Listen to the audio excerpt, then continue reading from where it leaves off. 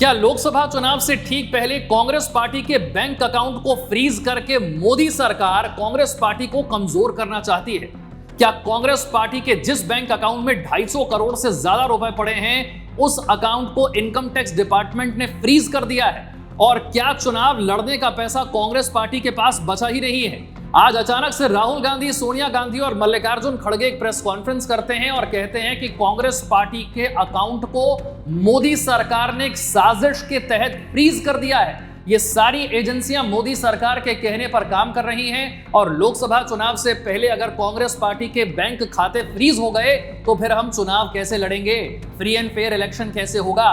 Congress party ने बड़ा गंभीर सवाल उठाते हुए कहा कि इतनी बड़ी साजिश हमारे खिलाफ हो रही है, लेकिन ना तो चुनाव आयोग कुछ कहता है, ना देश की कोई अदालत कुछ कहती है। किसी भी पॉलिटिकल पार्टी को इनकम टैक्स भरने से छूट मिली हुई है। हम तो इनकम टैक्स के दायरे में ही नहीं आते हैं, फिर भी हमसे टैक्स भरने के लिए कहा जा रहा है। क्या ये नाइंसाफी नहीं है?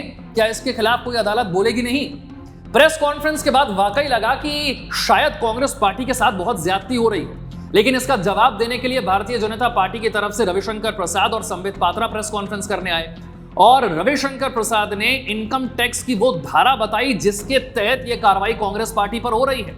उन्होंने कहा कि इनकम टैक्स की एक धारा है जिसके मुताबिक पॉलिटिकल पार्टियों को इनकम टैक्स नहीं भरना होता है, वो इनकम टैक्स के दायरे में नहीं आती है। लेकिन ये जो एग्जेम्पशन मिला हुआ है पॉलिटिकल पार्टियों को टैक्स भरने से, ये एग्जेम्पशन तब मिलता है, ये छूट तब मिलती है जब वो हर साल रिटर्न फाइल करती है। रिटर्न फाइल करके ये बताती हैं कि 20,000 से नीचे का डोनेशन कितना है, 20,000 से ऊपर का डोनेशन कितना है। मोटा मोटी बात यह है कि रिटर्न तो आपको हर साल फाइल करना ही होगा, तभी आपको टैक्स भरने से छूट मिलती है।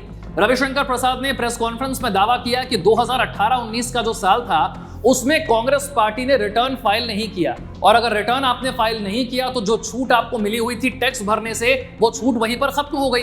इसके बाद इनकम टैक्स डिपार्टमेंट ने कार्रवाई शुरू की, जितना टैक्स बनता था उस टैक्स को भरने के लिए नोटिस जारी किया। इसके बाद कांग्रेस पार्टी, ऐसा नहीं है कि उसने कहीं अपील नहीं की, कांग्रेस पार्टी ने कई जगह पर इसे लेकर अपील की। इनकम टैक्स एपेलेट ट्रिब्यूनल भी पहुंच गई कांग्रेस पार्टी, लेकिन वहां उन्हें कोई राहत नहीं मिली। इसके बाद दिल्ली हाईकोर्ट पहुंच गई कांग्रेस पार्टी और वहां भी राहत नहीं मिली। दिल्ली हाईकोर्ट ने पता है आपको क्या टिप्पणी की?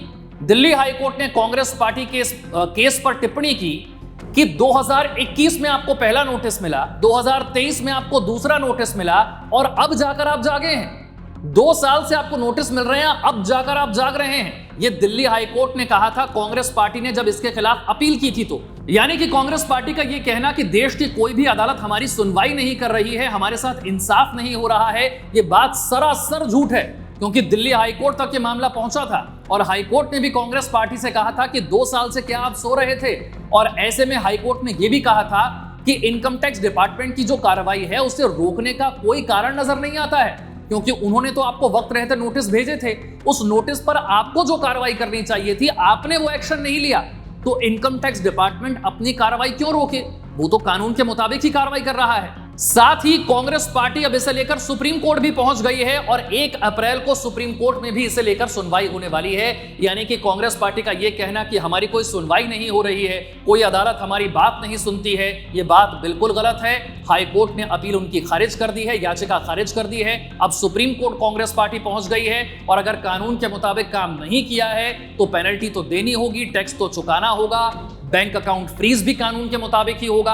अब देखना यह है कि क्या 1 अप्रैल को सुप्रीम कोर्ट से कांग्रेस पार्टी को राहत मिल पाती है।